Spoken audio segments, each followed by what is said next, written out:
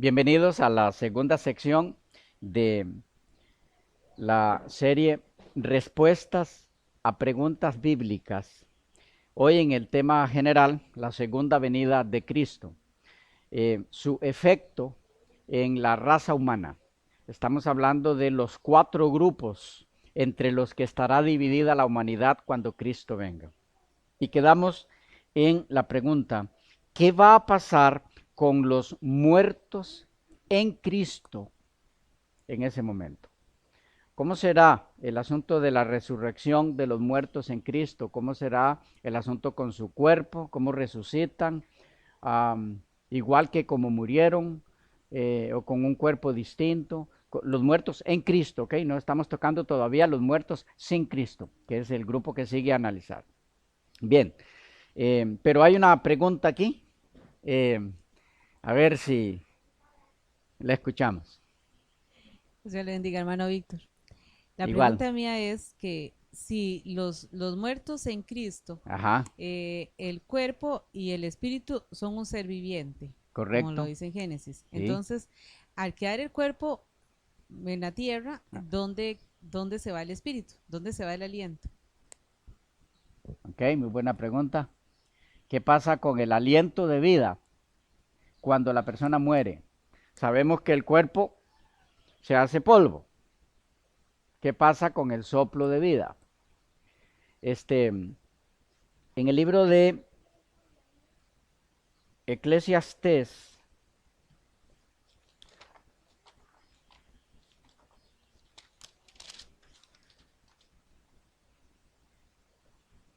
Eclesiastés 12:7 dice, y el polvo vuelve a la tierra, como era. De allí fue formado el cuerpo, ¿ok? El polvo vuelve a la tierra como era. Y el espíritu, o sea, el soplo de vida, el hálito de vida, vuelva a Dios que lo dio. De paso, esto ha confundido a algunos por el término vuelva. Y algunos de paso han cimentado en esa palabra la idea de que el soplo de vida es un ser que cuando morimos se va de nuevo a la presencia de Dios, donde estaba, según esa creencia, antes de que Dios lo metiera en este cuerpo. ¿Ok? Vaya. Estamos hablando aquí de la doctrina que en algunos círculos religiosos se sostiene de la inmortalidad del alma. Es, en síntesis, la idea de que el espíritu del que habla la Biblia en Génesis 2:7, el espíritu que Dios sopló en el muñeco de barro, que Dios unió, el espíritu que Dios unió al cuerpo, la doctrina de la inmortalidad del alma, dice que ese espíritu era un ente, un ser en sí, un ser que tenía su propia mente, un ser pensante, un espíritu, y que Dios lo cogió del mundo de los espíritus y lo metió en ese muñeco de barro. Y entonces se formó Adán. Y que entonces eh, el ser humano está compuesto por cuerpo y espíritu, pero entendiendo espíritu como un ser. Aunque este no es el tema de el estado de los muertos, es importante que captemos por lo menos eh, este aspecto hoy. El espíritu que Dios sopla en ese muñeco de barro de Génesis 2:7 no es un ente, no es un ser, no era un ser pensante que Dios tomó de el supuesto mundo de los espíritus, cogió ese espíritu y lo metió en ese cuerpo. No, no existe eso en la Biblia. ¿Por qué? Muy sencillo. Si vamos a Génesis 2:7, que mencionábamos hace un momento, noten lo que dice. Dice, entonces Jehová Dios formó al hombre del polvo de la tierra y sopló en su nariz aliento de vida. Y fue el hombre un ser viviente. ¿Qué tenemos aquí? Que cuando Dios nos hizo, en la persona de Adán, como representante de la raza, lo que hizo fue utilizar dos elementos. Polvo de la tierra y, ¿qué dice? Soplo. Soplo. Noten que lo que Dios une al ese muñeco hecho de barro, al cuerpo, no es algo que Él toma de algún lado, no es alguien que Él toma de algún lado, lo coge de allí y se lo mete al cuerpo. No. ¿Qué dice? ¿Cuál es el origen de ese soplo? O más bien, sí, del soplo, aliento. La pregunta como que sobra. ¿De dónde viene el soplo? ¿Es algo que Dios toma de algún lado? ¿O alguien que Dios toma del...? No. Si dice que Dios sopló, ¿de dónde viene? De Él. De Él. O sea, ese soplo es aire, espíritu de vida. No es un espíritu, porque Dios no tiene un montón de espíritus adentro. Es muy importante que entendamos esto. El origen de ese espíritu dice que sale de Dios. Si lo que sale de Dios es un ser que Dios une al cuerpo del humano, entonces obligatoriamente Dios tiene un montón de seres dentro de él que se llaman espíritus. Y saca uno de esos espíritus y se lo mete a un cuerpo. Saca otro de esos espíritus que tiene dentro y se lo mete a un cuerpo. ¿Me entienden lo que es la inmortalidad del alma? No tiene sentido común esa doctrina. Tiene Dios que tener un montón de espíritus adentro de él entonces, porque el texto es claro en decir que Dios sopló, o sea, obligatoriamente lo que se unió con el cuerpo es algo que salió de la persona de Dios. Si son seres espirituales o espíritus, lo que Dios toma para unir al cuerpo, entonces hay un montón de espíritus dentro de la persona de Dios. ¿Cómo les parece? ¿Tiene sentido eso? Esa es la base de la doctrina de la inmortalidad del alma. Ellos no dicen que esos espíritus estaban dentro de Dios, pero sí dicen que Dios tomó esos espíritus. Bueno, ¿de dónde entonces? ¿De dónde los tomó? El texto es claro en decir que eso que Dios unió al cuerpo salió de la persona de Dios, porque dice, entonces Jehová Dios formó al hombre del polvo de la tierra, ahí estaba, hizo el muñeco, todavía no ha salido nada de él, dice, y sopló en su nariz aliento de vida. Solo de un lugar puede salir el soplo de alguien, de su mismo ser. ¿Claros ahí en ese punto? Por lo tanto, el soplo que Dios le dio, la Biblia lo utilizan, los escritores bíblicos utilizan diferentes términos para eso mismo. Soplo, aire, aliento de vida, ¿qué más? Espíritu de vida, para referirse a lo mismo, a ese que Dios insufló, sopló en la nariz de Adán. De paso, ¿por qué dice en su nariz? ¿Qué es lo que nos entra por la nariz? El aire.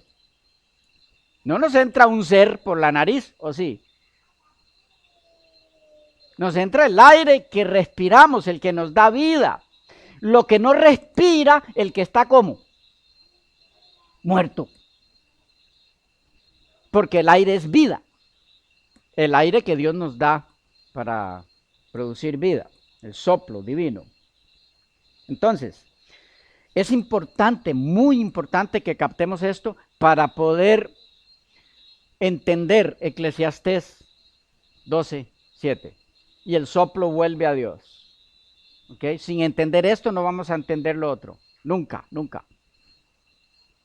Primero necesitamos estar claros aquí. ¿De dónde viene el soplo que se le dio al ser humano? De la propia persona de Dios. No son espíritus desencarnados que están por allí o que nunca habían sido carne, sino que fueron hechos espíritus y allí estaban y entonces Dios los toma y lo mete en un cuerpo. No existe eso en Génesis 2:7. El soplo de vida que Dios da al cuerpo de Adán es la capacidad de vivir que procede de Dios, el único que es vida. Él lo que hace es compartir con el ser humano la vida. Ese soplo de vida es la vida que hay en Dios, que al soplar sobre ese muñeco de barro, Dios la comparte con él. Entonces, cuando ese soplo se une a ese muñeco de barro, ahora el texto dice, Génesis 2:7, y fue el hombre un ser viviente. Noten algo. Esta frase es clave. Dice, y fue el hombre un ser. ¿Cuándo? Cuando a ese cuerpo sin vida, Dios le sopló. Cuando Dios dio su aliento en la nariz. Dice que cuando esas dos cosas se unieron, soplo más polvo, entonces el hombre fue un ser. Entonces, antes de que Dios soplara, ¿era ese cuerpo un ser? Y ese soplo que Dios le dio antes de unirlo al polvo, ¿era un ser? No, no era un ser, porque si no Dios tiene seres adentro. ¿Me captan? No era un ser. Era soplo de vida. Pero cuando se une al polvo, esas dos cosas unidas, dice, y fue el hombre un ser. O sea, antes de eso no era un ser. El polvo era algo y el soplo era algo. Ninguna de las dos cosas eran seres.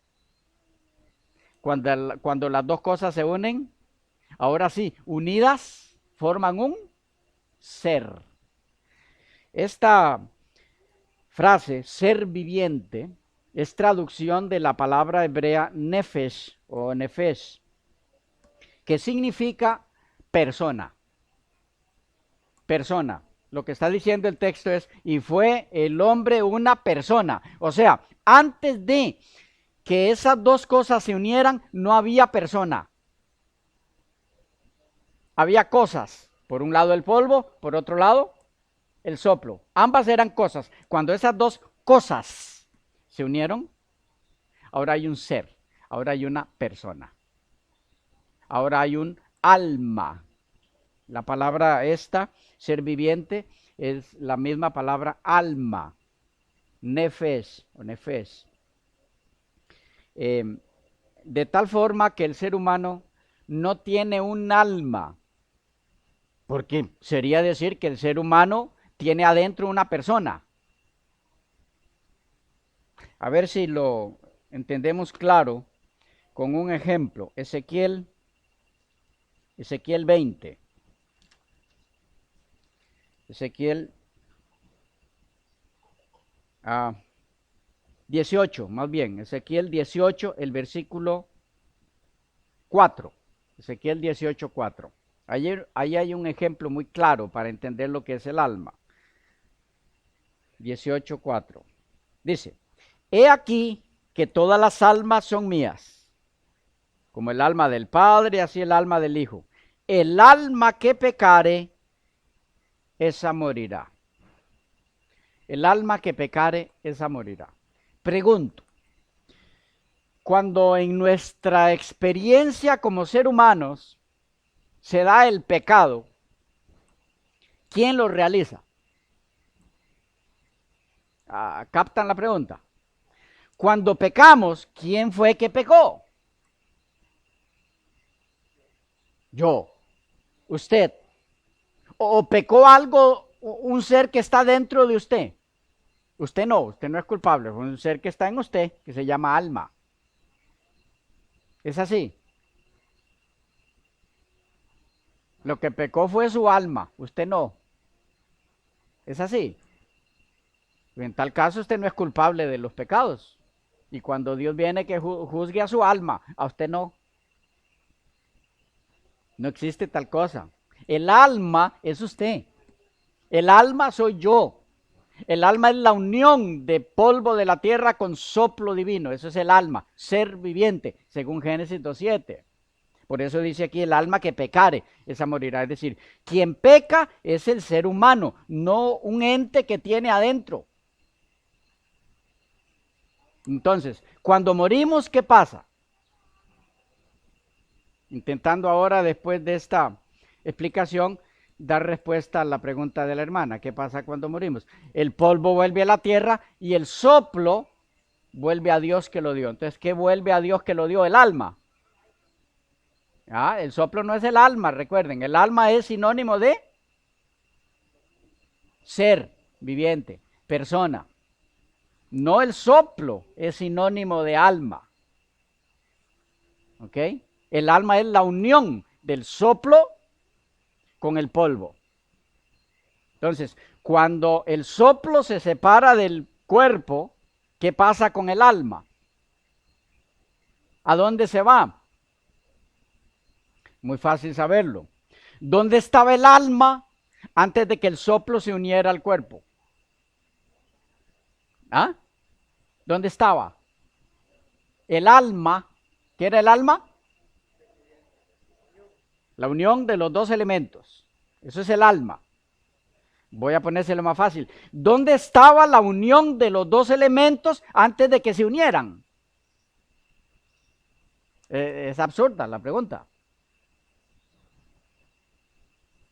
¿Cómo? No estaba. ¿Cómo iba a estar? El alma no existe antes de que las dos cosas se unieran. Por lo tanto, cuando las dos cosas se separan, sigue sin haber alma. Otra vez.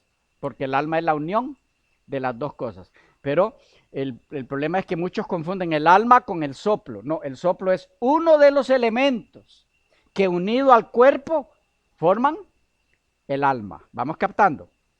Entonces, Eclesiastés 12:7 lo que dice es, el polvo se separa del soplo. ¿El polvo dónde estaba? Antes de que Dios lo hiciera un muñeco. Formar un cuerpo con él. En la tierra. Entonces, ¿a dónde vuelve? Pues ¿dónde estaba? ¿Y el soplo dónde estaba antes de que Dios... Entonces, ¿qué es lo que quiere decir cuando dice vuelve a Dios? Ya no lo da más. Vuelve a Él. Pero es que se va. Y se mete en Dios. No es que no es un ser. No es un ser. Vaya, ese soplo de vida que Dios le da al ser humano, antes de que Dios lo uniera con ese cuerpo y formara un alma, pensaba. No, no era un ser pensante. Así como no pensaba el cuerpo solo. Por lo tanto, cuando dice vuelve a Dios, no es un ser el que vuelve a Dios. Es un elemento que unido al polvo formaba un ser. Entonces, ¿qué quiere decir vuelve a Dios? Regresa a Dios. Recuerden que estamos en un libro poético, el libro de Eclesiastés. Y tenemos que entender eso. Cuando dice vuelve a Dios, está hablando poéticamente, figuradamente. No es que se va, simplemente que Dios ya no lo recoge más. Vaya, nosotros usamos esos términos en la vida común y no lo interpretamos así. Un ejemplo. Se fue la luz. ¿Para dónde? Se fue el agua. ¿Para dónde se fue? ¿Qué es lo que estamos queriendo decir con se fue la luz? No hay. Ya. Igual, ellos hablaban el lenguaje igual que nosotros en muchas áreas. El polvo vuelve a Dios, se va. Ya no hay, no existe. Es decir, ya Dios no mantiene más su aliento de vida en esa persona, por lo tanto, muere. Porque no hay forma de vivir sin que Dios mantenga su aliento de vida en nosotros. claros. El soplo de vida vuelve a Dios en el sentido de que ya no lo da más. No es un ente que se va para donde está Dios, porque volvemos al origen. ¿De dónde viene ese soplo? No estaba ya a la par de Dios, un espíritu que Dios no, es el aliento de Dios. Vuelve a Dios, ya no lo da más. ¿Ok? ¿Claros? ¿Sí? ¿Segura? Bueno, entonces, ¿qué pasa con los muertos en Cristo? ¿Cómo vuelven a la vida? Como Dios hizo con Adán al principio. Igual. Miren cómo lo explica el apóstol Pablo en Primera a los Corintios. Primera a los Corintios, el capítulo 15. Versículos 50 en adelante. Primera a los Corintios 15, versículos 50 en adelante. Dice: pero esto digo, hermanos, que la carne y la sangre no pueden heredar el reino de Dios, ni la corrupción hereda la incorrupción. A ver cómo les transmito esto sin meternos mucho en este tema, porque es otro, para no salirnos. Hay quienes consideran que lo que el apóstol Pablo está diciendo aquí es que en la resurrección, que es el tema que toca en los versos siguientes, lo que va a ocurrir con los que resuciten es una transformación en seres espirituales sin un cuerpo físico.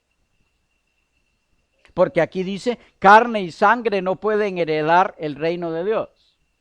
Ellos dicen entonces, me refiero a los autodenominados testigos de Jehová. Insisto en esto, en autodenominados, no con ningún afán de maltratarles a ellos o referirme mal a ellos, sino que yo creo que los hijos de Dios realmente son legítimos testigos de Jehová. Pero los testigos de Jehová legítimos, los que se guían por la palabra de Dios, no deben ser confundidos con los que se identifican con la doctrina de la Watchtower, de los denominados testigos de Jehová, porque quienes defienden la doctrina de la Watchtower no enseñan la doctrina bíblica. Por lo tanto, no pueden ser considerados, no tienen derecho a llamarse testigos de Jehová. Los legítimos testigos de Jehová son los que aceptan la Biblia tal y como está y la enseñan tal y como está. Por eso aclaro eso. Pero ellos enseñan, los autodenominados testigos de Jehová, que cuando Pablo dice aquí, carne y sangre no pueden heredar el reino de Dios, lo que está diciendo es, un cuerpo físico no puede entrar en el nuevo reino de Dios. Eso no es cierto. Porque carne y sangre, en el contexto de las epístolas del apóstol Pablo, es sinónimo de cuerpo del ser humano contaminado por el pecado. Eso es carne y sangre en Pablo. Cuerpo del ser humano contaminado por el pecado. Ese cuerpo que él denomina carne y sangre como sinónimo de cuerpo de pecado, es el que no puede entrar en el reino de Dios. Dios no tiene ningún problema con lo físico, con lo material. Esa doctrina de que Dios tiene problema con lo material es una doctrina que viene del gnosticismo. Ustedes recuerdan, los gnósticos basan su creencia en que hay un Dios bueno, que ellos llaman el pleroma, que es el que hizo todo lo espiritual, todos los espíritus. Y está el Dios malo, que ellos llaman el demiurgo, que es el que hizo lo material, incluido este planeta, que se toca, y a usted y a mí. A nosotros nos hizo, según los gnósticos, el demiurgo, un Dios malo. Ese es concepto gnóstico, no bíblico. Dios no tiene problema con el cuerpo físico. ¿Cómo hizo Adán? ¿Espíritu o cuerpo físico? ¿Cómo era Adán? ¿Comía Adán?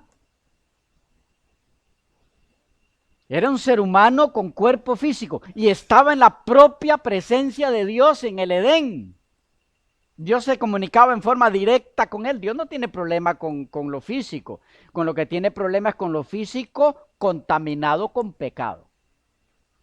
Que es a lo que en las epístolas de Pablo se llama carne y sangre.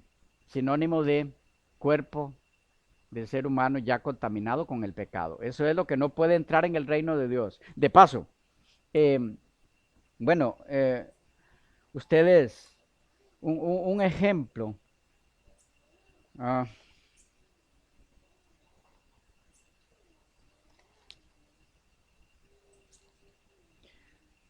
Romanos 7:14 dice, porque sabemos que la ley es espiritual, mas yo soy carnal, vendido al pecado. Ven a lo que se refiere con carne, lo relacionado con el pecado. ¿Ok?